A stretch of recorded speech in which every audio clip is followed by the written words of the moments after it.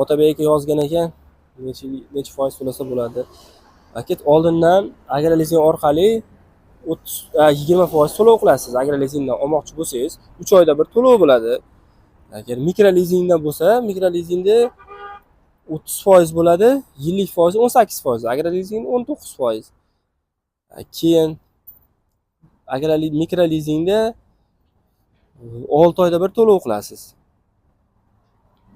6 oyda bir to'lov qiladi. Agar zalog bo'ladigan bo'lsa, zalog qo'yib bersangiz 10% oldindan 10% yoki 15% to'lov qilsangiz ham bo'laveradi.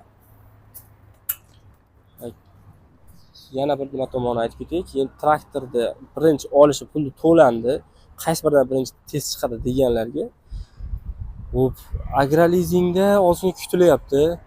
Mikrolizingda sirazi chiqadi, puli to'lanadi, sirazi chiqadi. Lekin agrolizingda ozgina kutilyapti. Chunki bizga ham juda ko'pchilik chiqdi, pul to'lab qo'yganman, nimaga bermayapsizlar? Bizda emas, agrolizing hujjatlarni o'tkazadigan bo'lsa, sirazi berib beramiz.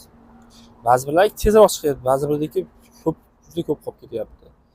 Shularni ham aytib o'tib ketaylik.